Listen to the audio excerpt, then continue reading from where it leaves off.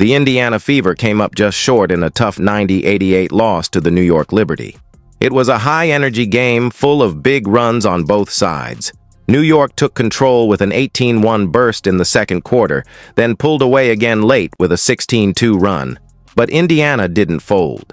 They stormed back with a 27-9 run of their own, turning a 15-point hole into a 12-point lead. Aaliyah Boston tied the game at 88 with 2 clutch free throws, giving the Fever a real shot at a comeback win. Then came the game-changing moment. A questionable foul call on Indiana sent Sabrina Ionescu to the line with seconds left. She hit both, putting the Liberty up 90-88. The Fever had one last chance. With just 2.9 seconds remaining and no full timeout left, they inbounded to Caitlin Clark. She went for the shot, but Natasha Cloud stayed tight and stripped the ball. No foul was called. That final play, along with a few missed calls earlier, left the Fever frustrated.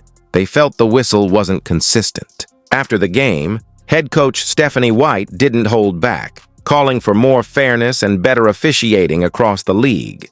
It was a tough ending, but Indiana's fight and resilience were on full display. I think it's pretty egregious what's been happening to us the last few games. A minus 31 free throw discrepancy. And I might be able to understand it if we were just chucking threes, but we're not. We're attacking the rim. And the disrespect right now for our team has been pretty unbelievable. So it's disappointing, that it doesn't go both ways, or it hasn't gone both ways. But we also can't allow that to consume us, right? Like, we've got to be able to play through that. We've got to be able to control the things that we can control. I felt like at times our late game execution was good, and I consider most of the latter half of the fourth quarter, because it was a tight ball game. We're still not recognizing our mismatches. I felt like AB had plenty of opportunities. We could have gotten her touches down low, and we had some turnovers, key turnovers. We settled at times. We fought, but we can't dig ourselves a hole from the beginning.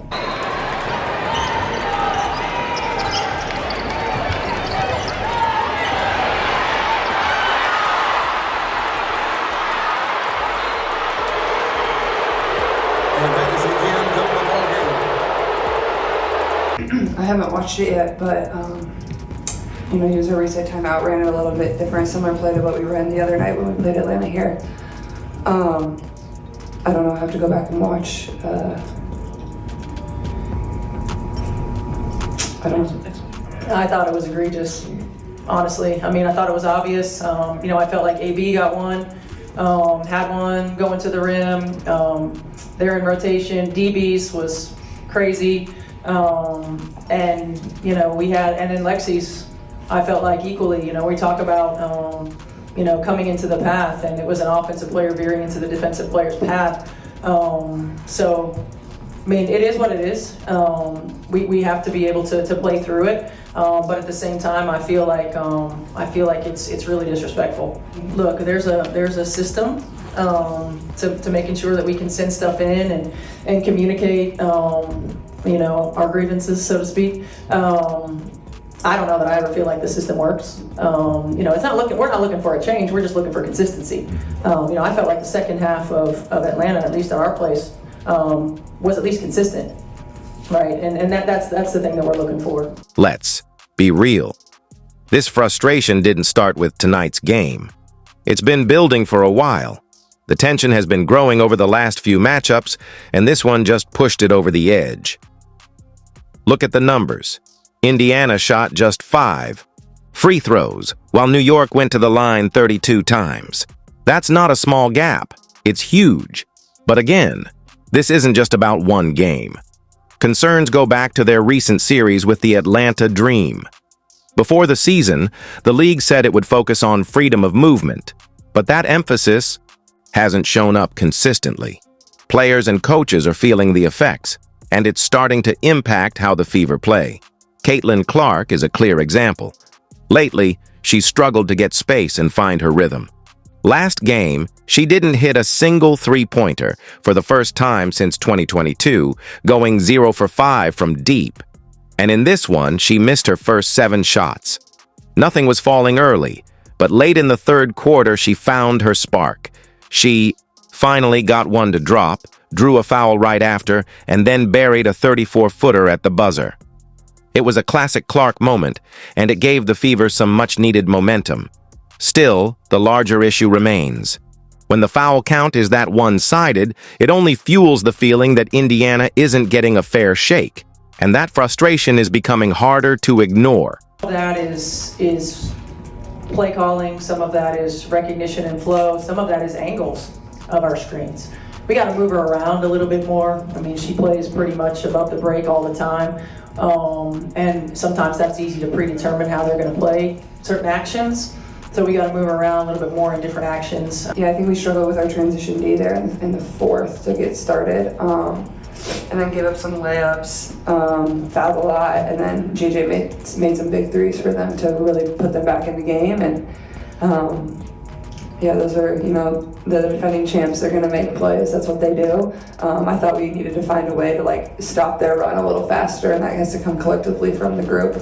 And we'll do a better job of that. We'll find ways to respond a little bit better and not get us stacked. Much as the officiating has been a talking point, the Fever's bigger issue might be consistency. Once again, they got off to a rough start, giving up 55 points in the first half.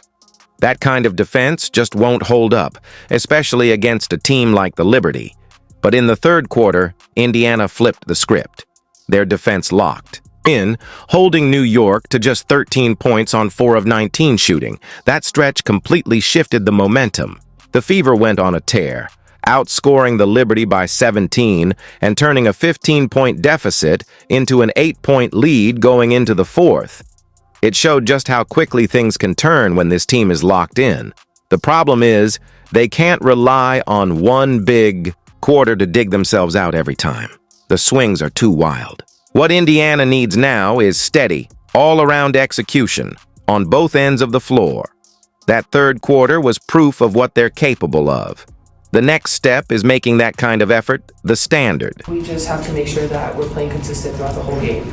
It's pretty easy to just say that not getting over the hump in that fourth quarter, but I think our start, in that second quarter, they outscored us by a bit. So we have to make sure that our start is better, so that when we do get to the fourth quarter, it doesn't have to be this close. Yeah, our defense picked up. I think we're in the passing lanes, we were denying making all their catches tough. So I think, once again, it goes back to our start. They scored 30 points that first quarter, even though we had 29. That's way too much for us. So we have to make sure, once again, we're up, we're denying, we're getting in their space, because they're a great team, and if they can pick you apart, they're going to do that. Caitlin Clark's foul. Trouble was a factor again. For the second straight game, she finished with 5 fouls, more than anyone else on the floor.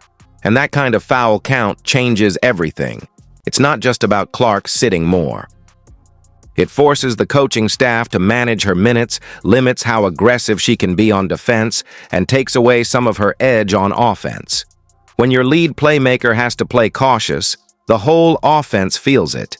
Her foul trouble isn't just a number, it throws off the entire game plan.